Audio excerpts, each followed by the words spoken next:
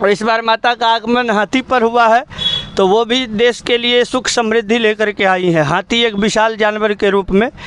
दोस्तों, कल से ही शारदीय नवरात्र शुरू हो चुका है। ऐसे में बहुत सारे लोग धूमधाम से कलश स्थापना किए और बहुत धूमधाम से शारदीय नवरात्र मना रहे हैं। ऐसे में बहुत सारे लोग को ये भी नहीं पता है कि शारदीय नवरात्र की शुरुआत हुआ कहाँ से। हमारे साथ इस पूजा को लेकर महाराज जी हैं, जो कि विशेष रूप से जानकारी देंगे। बहुत बहुत स्वागत है महाराज जी। स्वागत है, धन्यवाद। आपके चैनल के सभी दर्शकों को प्यार भरा राधे राधे। आपको भी जय श्रीमन नारायण। अपना शुभ नाम बता दीजिए। मेरा नाम आदर्श कुमार मिश्रा है। आदर्शाचार्य जी महाराज के नाम से लोग हमको जानते हैं भागवत कथा के कारण।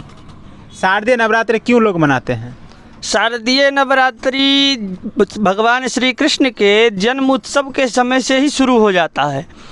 क्योंकि शारदीय नवरात्रि जो आप मनाते हैं, ये 9 देवी कौन है, नवरात्रा हम क्यों मनाते हैं, इसके पीछे ये रीज़न है कि जब भगवान श्री कृष्ण इस धराधाम पर आए थे लीला करने के लिए, तो उन्होंने अपनी योग माया से कहा कि आप चलें, क्योंकि आपके बिना हमारा लीला हो ही नहीं सकता है। तो वही राधा रानी ही दुर्गा जी के रूप में आई, जो कि यशोदा जी के गर्भ से जन्म ली और भगवान श्री कृष्ण देवकी के यहाँ जन्म लिए। तो उस दिन से 9 नाम से जो है उनको जाना जाने लगा। जब श्री कृष्ण जी देवकी को जब 8वीं संतान हुई थी, तो योग माया उनके गर्भ से उत्पन्न हुई थी। तो कंस ने जब समझ लिया कि ये बेटी है, तो पत्थर पर पटक करके मारना चाहा, तो ये हाथ छुरा करके आकाश में उड़ गई और 8 भुजा बन करके वो दुर्गा जी विंध्यवासिनी मैया के नाम से विंध्याचल पर्वत पर विराजमान हो गई। और तब से लेकर के आज तक हम सभी नवरात्रा मनाते आ रहे हैं। तो योग माया ने प्रश्न किया कि मैं जब आपकी इस लीला में सहभागी बनूंगी, तो उसके लिए हमारा इनाम क्या होगा। तो भगवान श्री कृष्ण ने कहा, लोग हमारा पूजा तो साल में एक ही दिन करेंगे, कृष्ण जन्माष्टमी के दिन व्रत रह करके, परंतु तुम्हारा पूजा साल में 2 बार करेंगे, जो ज़्यादा प्रचलित नवरात्रा है, और 2 और है जो गुप्त होते हैं। लेकिन विशेषकर शारदीय नवरात्रा और चैत्र नवरात्रा, ये दोनों ज़्यादा महत्वपूर्ण है। तो ये उनका परितोषक इनाम है कि शारदीय नवरात्रा भी 9 दिन तक 9 रूप में उनको लोग जानता है, इसलिए 9 नाम, तत्व एक ही हैं, नाम अलग अलग है।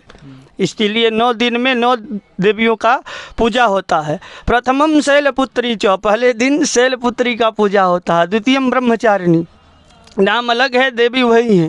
द्वितीयम ब्रह्मचारिणी, तृतीयम चंद्र घंटेति, तीसरे दिन चंद्र घंटा की पूजा होती है। कुष्मांडेति चतुर्थकम, कुष्मांडा जी का 4था दिन पूजा होता है। पंचमम स्कंद मातेति, 5वें दिन स्कंद माता का पूजा होता है। षष्ठम कात्यायनी ती च, 6ठे दिन कात्यायनी देवी का पूजा होता है। सप्तमम कालरात्रि थी, 7वें दिन कालरात्रि का पूजा होता है। महागौरी चाष्टमम, 8वें दिन महागौरी का पूजन होता है। और सिद्धिदात्री का पूजन 9वें दिन होता है। तो नाम ये है और अलग अलग दिन में ये आई, जैसे सोमवार, मंगलवार, बुधवार। तो जिस बार सोमवार को आती हैं तो हाथी सवारी होता है, और इस बार माता का आगमन हाथी पर हुआ है, तो वो भी देश के लिए सुख समृद्धि लेकर के आई है। हाथी एक विशाल जानवर के रूप में जाना जाता है, और उस पे आना इतना शुभ माना जाता है कि मोटा पैसा लेकर के आई है।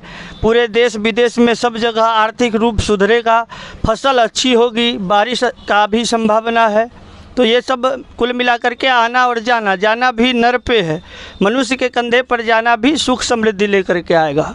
माँ दुर्गा का 9 रूप है, हम चाहेंगे कि 9 रूप का रहस्य जो है छुपा हुआ, वो आप बता दें विस्तार रूप से। माँ दुर्गा के 9 रूप हैं, बस यही है कि जिस दिन राधा रानी का जन्म हुआ, जैसे राधा रानी, सीता जी, महालक्ष्मी, सरस्वती जी, ये ब्रह्मचारिणी, किसी भी नाम से आप पूजते हैं, ये अलग अलग दिन अलग अलग भक्तों को वरदान देने के कारण, अथवा अलग अलग दुष्टों को वरदान के रक्षा करते हुए मारने के कारण अवतार ली हैं। तत्व वही राधा रानी हैं, वही लक्ष्मी जी हैं, वही पार्वती जी हैं। तो वो वरदान देने के कारण अलग अलग दिन में उत्पन्न हुई, इस अलग अलग नामों से उनको जाना जाने लगा। तो वो दुर्गा जी राधा रानी ही हैं। मेरे मन में एक सवाल चल रहा है कि राधा रानी का उत्पत्ति कहाँ से हुआ है? राधा रानी की उत्पत्ति स्वयं वो नारायण ही हैं। नारायण ही एक अवतार में कृष्ण अवतार लिए और उसमें वो राधा रानी बने। जब मोहिनी रूप में बने थे तो उसमें भी देवताओं का हित था, तो भगवान हित के लिए ही बनते हैं। तो अपने एक रूप में वो राधा रानी के रूप में जब बने तो उन्होंने शीशे में खुद को देखा तो उनको लगा हा, इससे सुंदर कुछ नहीं। सच में आप राधा रानी का दर्शन जब आप कर लेंगे तो आप बिल्कुल खो जाएंगे। अभी राधा तत्व के बारे में कोई जानता ही नहीं है, उस पर बात करना का मतलब है कि समाधि लग जाना। सुखदेव जी भी भागवत में राधा जी का नाम नहीं लिए, और बहुत सारे लोग कहते हैं कि भागवत में राधा रानी का नाम नहीं है। अगर वो देते तो वो 6 महीने की समाधि में चले जाते और भागवत पूरा नहीं होता, क्योंकि परीक्षित को मरना 7 दिन में था। इसलिए राधा तत्व के रहस्य बहुत बड़ा है, उसको जानने के लिए और किसी दिन बनेगा। अच्छा, अभी जो कलश स्थापना लोग किए हैं, किस प्रकार से लोग पूजा पाठ करेंगे उसमें विशेष ध्यान ये रखना है कि कोई भी पंडित जी आएँ या आप किन्हीं भी आचार्य से करवाएं, कलश देख लें सीधा है कि नहीं है। और नारियल जो रखने का तरीका है, बहुत सारे लोग नारियल ऊपर की ओर रख देते हैं, कोई छिला हुआ नारियल ले आते हैं। तो जो छिला हुआ नारियल है उसमें शिखा रहती है, इतना बड़ा उसमें लगा हुआ रहता है उसका छिलका, वो पीछे की ओर होना चाहिए। शिखा पीछे होता है, सभी को पता है। तो शिखा पीछे और सम्मुखम नारिकेलम, नारियल का जो आँख है वो आपके सन्मुख होना चाहिए, क्योंकि भगवान जब आपके सन्मुख होंगे तब आप उसमें धूप दिखाएंगे तो वो आपको फलित होगा। और भगवान को हम अभी उल्टे रूप में बैठे हैं यहाँ, हम इधर अगरबत्ती दिखाएंगे तो कोई फ़ायदा नहीं है। किस दिशा में बैठ के पूजा करना चाहिए? सुबह के टाइम पूरब का दिशा उत्तम है, लेकिन 24 घंटे अगर हमसे पूछें तो 24 घंटा उत्तर दिशा में बैठ कर के पूजन करना, उत्तर दिशा में दीपक जलाना, ये बहुत ही सुख समृद्धि के लिए जो चाहते हैं वो उत्तर दिशा की ओर बैठ कर के पूजन करें। पूरब भी कर सकते हैं, इसमें पश्चिम और दक्षिण विशेष रूप से नहीं करना चाहिए। हालांकि मंदिर जो है ज़्यादातर पश्चिम में ही है, लेकिन जो घर में करते हैं, मंदिर की बात अलग है, जो घर में करते हैं उन्हें उत्तर दिशा की ओर बैठ करके पूजन करना चाहिए। क्योंकि लोग कहते हैं कि किसी भी दिशा में आप बैठ कर पूजा कर सकते हैं, क्योंकि भगवान तो सर्वत्र है। लेकिन नहीं, ऐसा नहीं है। दिशा हर चीज़ के लिए अलग अलग है। जैसे हाथ में 5 उंगली है, अब 5 उंगली का अलग अलग काम है। जैसे इस हाथ का हम प्रयोग कब करते हैं? जब हम किसी छोटे व्यक्ति को तिलक लगाते हैं तो इस अंगुली का प्रयोग करते हैं, अथवा यजमान को तिलक करते हैं तो इसका करते हैं। ये अंगुली का काम है पितर कर्म, जो भी श्राद्ध कर्म, अभी पितर पक्ष बीता है, इससे उसका कर्म होता है। ये स्वयं मध्यमा उंगली जो है स्वयं के तिलक के लिए है, ये देवताओं के लिए है, और ये जो है तांत्रिक कर्म करने के लिए है। तो जिस प्रकार से हाथों का कर्म अलग अलग है, उसी प्रकार से हर प्रकार का कर्म अलग अलग है। क्योंकि जब कहीं ना कहीं जब लोग मृत अवस्था में जाते हैं, उसको अंतिम संस्कार करके आते हैं, तो कंगुलियाँ उंगली का इस्तेमाल ज़्यादातर लोग करते हैं। नहीं, गलत है, वो गलत है। पितर के लिए ये उंगली है, इसका तर्जनी का प्रयोग करना चाहिए।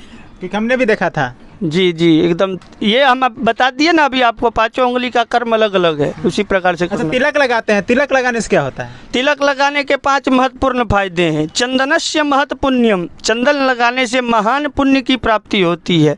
चंदनस्य महत् पुण्यम पवित्रम, हमको पवित्र करती है। पाप नाशनम, हमारे पापों का नाश करती है। आपदा हरते नित्यम, तिलक लगाने से आपकी अकाल मृत्यु नहीं हो सकती है। और 5वां फायदा तो इतना ज़बरदस्त है, लक्ष्मी बरसतो सर्वदा, अगर आप तिलक लगाते हैं तो आपके ऊपर लक्ष्मी की कृपा हमेशा बनी रहेगी। राधे राधे। क्योंकि बहुत सारे लोग देखते हैं तो कहीं ना कहीं काल वगैरह, ग्रह वगैरह के चक्कर में रह जाते हैं। कौन से काल के चक्कर में, ग्रह के चक्कर में? तो वो कुंडली दिखाना आवश्यक है। काल है, अब क्या है, बहुत बाबाजी लोग भी जो है भरमा देता है। तो आप कुंडली चेक करवाएं, अगर आपका ओरिजिनल डेट ऑफ बर्थ है तब भी ठीक है, अगर आपका ओरिजिनल नहीं है तो भी आपका बन जाता है। तो आप कुंडली चेक करवाएं, हस्तरेखा नहीं दिखवाएं। हाथ का रेखा आपके कर्मों के अनुसार बदलती है, परंतु कुंडली जो है वो आपके प्रारब्ध और संचित कर्म दोनों का फल बता देती है। क्योंकि आजकल बहुत सारे पापी लोग घूम रहे हैं, उन लोगों को भी ये लग रहा है कि भाई हम जो करेंगे समय पर देखा जाएगा, लेकिन उनको ये ज्ञात नहीं होता है कि भाई आगे क्या कुछ होने वाला है। अवश्यमेव भोक्तव्यम कृत कर्म शुभाशुभम, आपका अवश्य भोगना पड़ेगा जो कर्म आपने किया है, चाहे शुभ कर्म किया है या अशुभ कर्म किया है। ये शास्त्र कहता है कि अवश्यमेव भोक्तव्यम, भोगना अवश्य पड़ेगा, बशर्ते पूर्व जो कर्म है जो आपने पूर्व में किया है वो भोगते आएंगे तब ना यहाँ तक पहुँचेंगे। जैसे आज कोई किसी का मर्डर कर दिया और अभी फल फूल रहा है तो लोगों को लगता है कि पाप में ही ज़्यादा भलाई है। ये कलयुग का प्रभाव है। कलयुग नहीं चाहता कि हमको छोड़ करके कोई जाए, कलयुग नहीं चाहता है कि कोई हमको, लेकिन इसमें जो कृष्ण, बार बार हम इनके बारे में बताते हैं कि इनकी भक्ति में अगर आप पड़ गए तो ये शिव जी इनका ध्यान करते हैं। शिव विरिंचिनुतम शरण्यम, निरंतर इन्हीं का ध्यान करते हैं तो आप इनके शरण में आ जाएंगे तो आपको किसी भी काल से, क्योंकि महाकाल भी इन्हीं का ध्यान करते हैं, जो महाकाल हैं वो भी इन्हीं का ध्यान करते हैं। और कृष्ण जिनके जीवन में है काल तो इनके चेले हैं, इनके डर से मृत्यु मारती है। तो सभी जो भी हैं देवी देवता ग्रह नक्षत्र सभी इनके अनुचर हैं। एक अंतिम सवाल आपसे, आजकल हम देखते हैं कि बहुत सारे ऐसी जगह पर कैलेंडर वगैरह फोटो वगैरह में रहता है कि जैसे आप किसी बकरी को काटते हैं तो आप मरने के बाद अगले कहीं ना कहीं स्वर्ग हो या नर्क हो वो होता है, वहाँ पर जाने के बाद उसी प्रकार से उनको भी काटने का छवि पिक्चर वगैरह हम देखते हैं इधर उधर, उसमें क्या रहस्य है? नहीं, देखिए ये होता है आपका कर्म जो है, कर्म तो आपने एक शुभ कर्म किया और एक अशुभ कर्म किया, इसके लिए प्रारब्ध जो है वो आपका जो है एक देह मिलता है, भोग देह, मरने के बाद आपके कर्म के अनुसार आपकी चिट्ठी पत्री चलते रहती है। चित्रगुप्त महोदय लिखते हैं और दिन और रात जो है ये आपके आयु को हर रहा है, ये वीडियो रिकॉर्डिंग कर रहा है। रात में चंद्रमा करती है और दिन में सूर्य करते हैं, ये भगवान के अनुचर हैं, आप वहाँ झूठ नहीं बोलेंगे। क्या होता है कि जब आप मरते हैं तो आपको 3 अंगुल का शरीर दिया जाता है भगवान के द्वारा, आप उससे वहाँ तक जाते हैं और आप कहते हैं कि हमने ऐसा नहीं किया, तो आपके सामने एक CCTV लगा देते हैं, मतलब टीवी, जो टीवी स्क्रीन कहते हैं उसको लगा देते हैं, उस स्क्रीन पे पूरा पिक्चर चलेगा। तब भगवान कहेंगे देख देख देख क्या कर रहा है, अब इसका सजा क्या होना चाहिए, क्योंकि मैंने कहा है कि जो तू करेगा उसका फल तुमको भोगना पड़ेगा। तुम कर्म करो, हम फल देने बैठे हैं, शुभ करेगा तो भी तुम ही को भोगना है, अशुभ करेगा तो भी तुम ही को भोगना है, इसमें किसी को आप बांट नहीं सकते।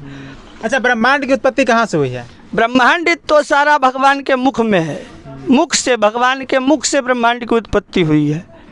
भगवान क्या क्या रहस्य है? भगवान श्री कृष्ण के, क्योंकि भगवान जो है ये संपूर्ण सृष्टि के अधिनायक हैं। सच्चिदानंद रूपाय विश्वोत्पत्त्यादि हेतवे तापत्रय विनाशाय श्री कृष्णाय वयम नमः। भगवान सतचित आनंद के स्वरूप हैं, जहाँ सत्य होता है वहाँ पर भी भगवान विराजमान रहते हैं। चित्त कहते हैं ज्ञानी को, भगवान संपूर्ण सर्वज्ञ हैं, सब कुछ जानते हैं कि क्या होना है क्या नहीं होना, क्योंकि ये विश्वोत्पत्त्यादि हेतवे, विश्व की उत्पत्ति और आदि हेतवे है, उत्पत्ति तक ही नहीं कहा, उत्पत्ति आदि, उत्पत्ति पालन और संहार तीनों के हेतु हैं, यानी कि मूलभूत कारण है। अब समझ गए आप कि विश्वोत्पत्ति आदि हेतवे, विश्व की उत्पत्ति के एकमात्र कारण भगवान श्रीमन नारायण हैं। अंत में क्या कहिएगा दर्शक लोग को? यही कहेंगे कि आप लोग ऐसा कमेंट करें और कुछ ऐसा वीडियो चाहिए जिसके बारे में जानकारी नहीं हो तो हम प्रयास करेंगे कि आपको सही जानकारी वेदों के माध्यम से पहुंचाएं। और दोस्तों, महाराज जी एक अच्छे ज्योतिषी भी हैं, किसी का भाग्य वगैरह भी देखते हैं। अगर आपको भी देखवाना है तो स्क्रीन पर नंबर दिया गया है, इनसे ज़रूर संपर्क कर लीजिए, जान लीजिए और समझ लीजिए।